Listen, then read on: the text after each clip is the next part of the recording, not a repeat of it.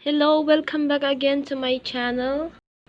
So, ang pag-uusapan natin ngayon ay tungkol sa properties of the operations on integers. This is for one of the lessons in mathematics grade 7. So, let's proceed. So, these are the important terms to remember. First, closure. Second, commutative property. Third, associative property.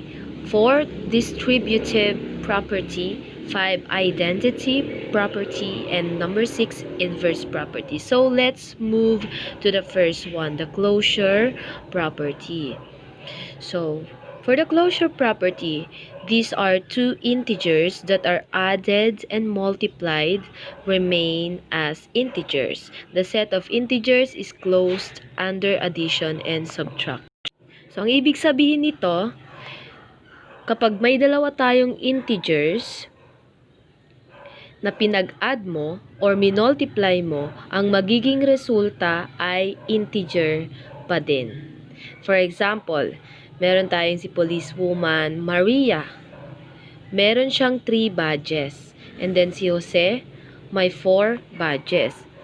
So, sa closure property, integers are closed under addition.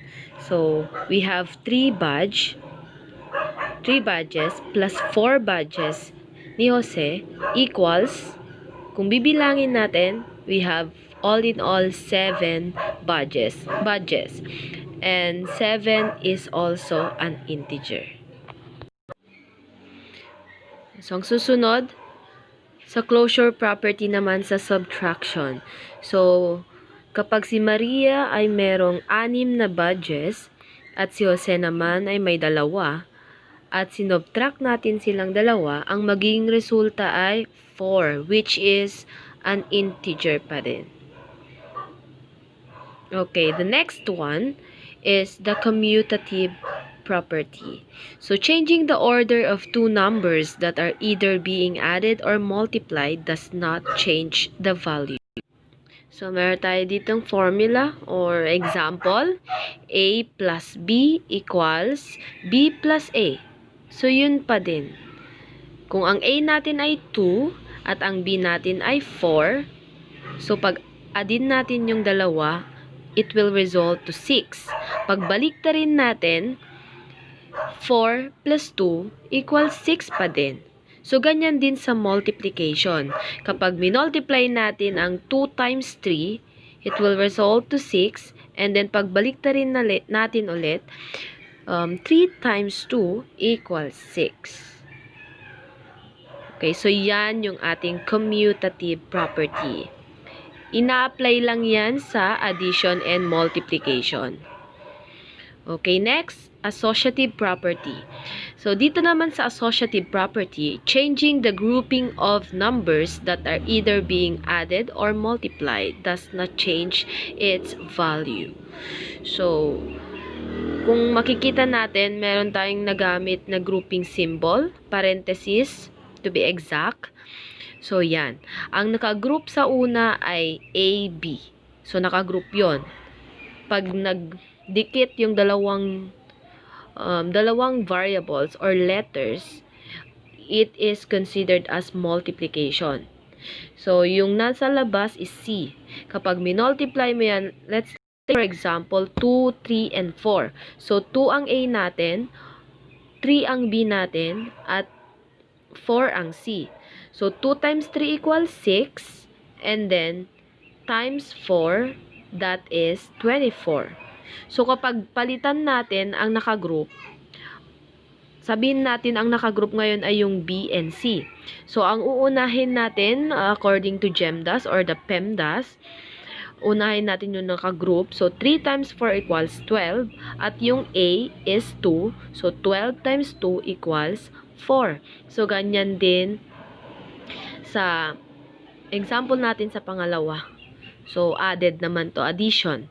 So, ang naka-group ay yung A and B. So, A plus B, 2 plus 3 equals 5. It plus 4, that is 9.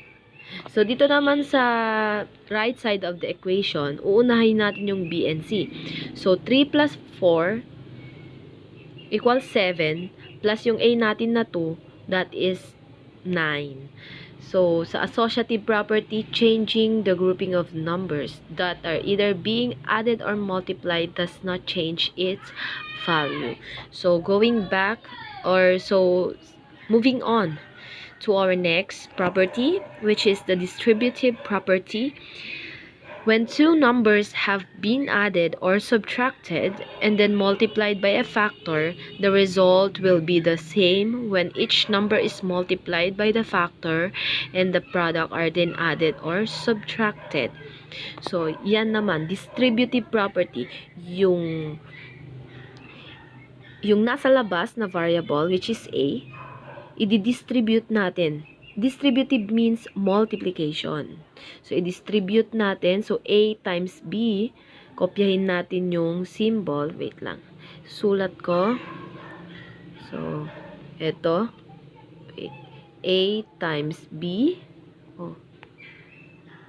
A times B. And then, A times C. Paano naman yung operation? So, ang kukopyahin nating operation ay yung plus. So, A times B plus A times C. So, ganyan yan. And then next, yan, magiging AB plus AC. Okay. Next tayo, identity property. So, meron tayong dalawang klase ng identity property. Yung una, additive identity. It states that the sum of any number and 0 is the given number. 0 is the additive identity. So, ang ibig sabihin nito, kahit anong number or kahit anong value ang i-add mo sa 0, ang magiging resulta ay yung number mismo. So, 5 plus 0 equals 5, 7 plus 0 equals 7, 9 plus 0 equals 9. So, yan yung additive identity. So, kahit anong numero, kahit pamilyon yan, kahit billion, trillion, kung ang i-add mo ay 0, then ang resulta ay yung number pa rin mismo. Okay, next, multiplicative identity. So, it states that the product of any number and 1 is the given number. So, dito naman sa multiplicative identity, ang ating multiplicative identity ay 1. So, kahit anong numero naman ang i-multiply mo sa isang value or sa 1, then it will result to the number itself. So, 5 times 1 equals 5, 6 times 1 equals 6, 1 million times 1 equals 1 million. So, yan yung additive ay multiplicative identity natin, 1. So, ulitin natin sa additive identity, 0. And sa multiplicative identity, 1. So, yan yung identity property natin. Sa Tagalog, ang identity is yung pagkatao mo. Or kung sino ka, yung tao mismo. So, ganyan din sa math. Yung mismong numero. Yun at yun din ang lalabas. Okay. So, clear? Next. Inverse property. Ito naman yung parang kabaliktaran or kabaliktaran ng ating identity property. Kung sa identity property, ang identity, ang additive identity or multiplicative identity natin ay 0 and 1 respectively. Dito naman, yung inverse property natin is ang magiging resulta ay 0 and 1. So, in addition, it states that the sum of any number and its additive inverse is 0. So, additive inverse means yung kabaliktaran ng number. So, pag addition, ang inverse ng positive ay negative at ang inverse ng negative ay positive. So, parang langit at lupa lang yan. Nasa langit siya, nasa lupa ka. So, parang ganon. So, kabaliktaran ng pula ay puti, or kung gusto mo naman, pula, dilaw, or black and white. Depende sa'yo. Basta kabaliktaran. So, A, ang kabaliktaran niya ay negative A. So, kapag inad mo silang dalawa, ang magiging resulta ay 0. So, ano naman ang additive inverse ng negative 5? So, ang additive inverse ng negative ay positive. Definitely, positive yung magiging sagot mo. So, kapag may 5, edi lagay mo yung 5. Dahil kapag inad mo silang dalawa, positive 5 and negative 5, it will result to 0. Hindi naman pwede na positive 5, i-add mo yung negative 3. Kasi, ang magiging resulta niyan ay positive 2. So, dapat parehas yung number, ang sign lang ang hindi. So, ulitin natin. Example, negative 3 plus 3 equals 0. So, ang additive inverse ng negative 1 million ay positive 1 million. So, magiging resulta niyan ay 0 kapag inad mo. Sa multiplication naman, parang yung reciprocal. So, product of any number and its multiplicative inverse or reciprocal. Reciprocal means, if fraction mo yung isang number or i-whole number mo yung fraction, or baliktarin mo yung nasa numerator sa denominator. Pagbaliktarin mo lang. So, example, ang reciprocal ng 1/2, pag baliktarin mo yung numerator at denominator, magiging 2 over 1. So, kapag minultiply mo yung numerators, 1 and 2, it will result to 2. And yung denominators naman, 2 and 1, it will result to 2. So, kapag dinivide mo, the numerator and denominator, 2 divided by 2 equals 1. So, i-elaborate natin mamaya sa mga activities yan. Okay. Ito yung activity number 1 natin. Oh, so sorry. Nakita na yung mga sagot. Sige. Ganyan na lang.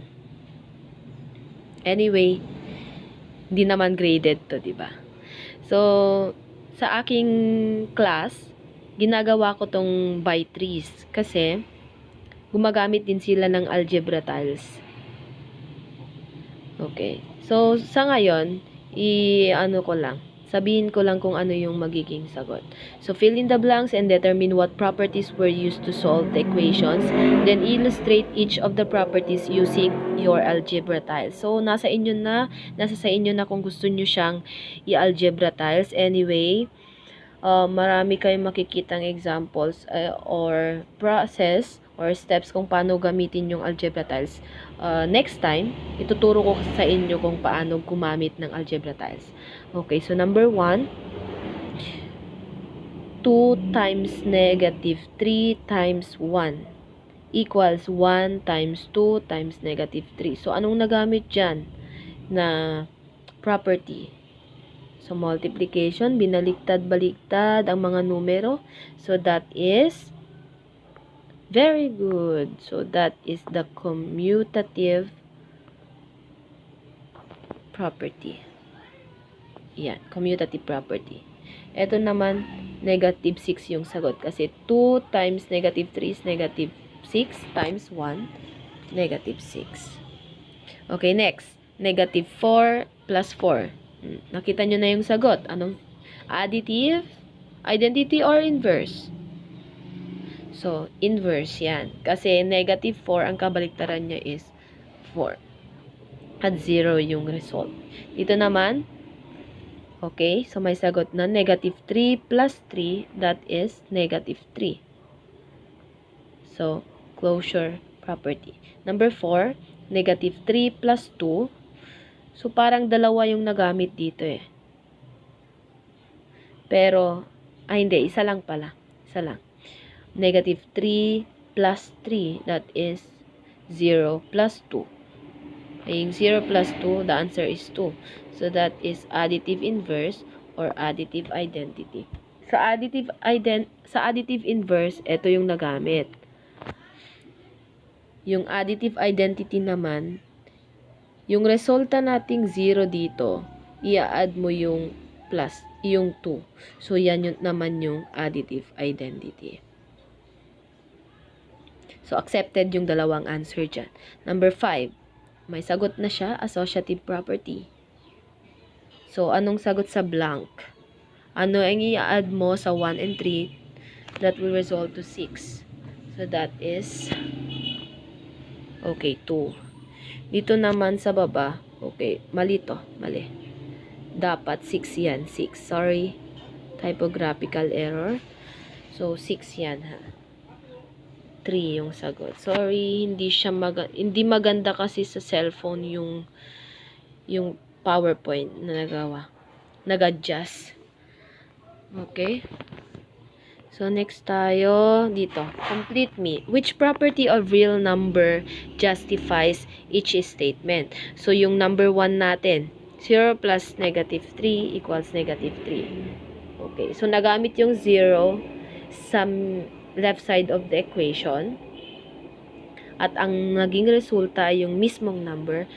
So, mismong number. That means that is additive identity. Okay, next. Ito naman. Kung mapapansin nyo, na-distribute yung 2 sa nakagroup. So, 2 times 3 minus 2 times 5. Distributive property. Next, nabaliktad. So, nabaliktad, commutative property. Next, number 4. Okay, nag-add ka. Resulta ay integer pa din. So, that is closure property. Okay, sa number 5. Ang sagot ay 1. So, yan yung identity element natin. So, ano ba yan? Identity property? Or identity inverse? Ay, inverse property. Ano ba? So, inverse property kasi na-reciprocate or reciprocal pala. Na-reciprocal yung negative 4. Naging negative 1/4. Multiplicative inverse kasi multiplication. Okay, number 6. Grouping symbols that does not change the answer. Associative property. Next, 0 yung resulta. So, that is the identity property. Pero, yan ay addition. So, additive. Wait. Sorry. Additive inverse property pala. Kasi, ito yung kabaliktaran ng magkabaliktad yung 10 and past negative 10. Okay, next. That is the commutative property. Okay, next. Reciprocal. Na-reciprocal siya at the same time, ang resulta niya is mismong yung number. So, anong magiging sagot? Ay, wait. Hindi pala reciprocal. Sorry. Hindi pala reciprocal. Okay, 1 times negative 1/4. So, ang resulta ay negative 1/4. So, that is the multiplicative identity property. Okay, number 10. Last. Yan. Na-distribute na naman. So, that is the distributive property. Okay, so rewrite natin yung expressions using the given property. Yan, by distributive daw. So, distribute natin. Yan. Anong ginawa dyan? Kinuha yung GCF, greatest common factor. Oh, ang greatest common factor na number 1 ay A. So, ilabas mo yung A. So, i-divide mo. 12A divided by A will result to 12. Minus 5A divided by A. That is 5. Next. Associative property. Palitan mo lang yung grouping symbol. Yan. Next, commutative. Pagbaliktarin lang. Okay, 5 plus 8. Identity property. Then, it will result to negative 4. And then, inverse property, 0. Okay. So, yan lang. Salamat. Salamat sa pakikinig. Kung meron man akong medyo mali-mali sa slides, pasensya na, nag-adjust. I'm so sorry for that. So, sa susunod na video natin, tuturo ko kung paano ba gumamit ng algebra tiles. And then, paano natin gamitin pa. Mas i-elaborate natin kung paano ba gamitin or paano nagagamit yung mga properties ng integers. So, I hope na nagustuhan nyo yung presentation ko. Mag-subscribe lang po sa aking channel, and then huwag kalimutang i-click yung like and then share sa mga friends nyo or sa mga classmates nyo na medyo nahihirapan sa math. So, sa comment section naman, lagay nyo lang kung ano yung mga topics na gusto ninyong ma-clear sa mind ninyo. So, i-comment lang below yung mga topic na gusto ninyong malaman, and then titignan ko. So, gagawa ako ng content, gagawa ako ng lesson para doon, para naman at least makatulong ako sa inyo. So, thank you for watching. Bye!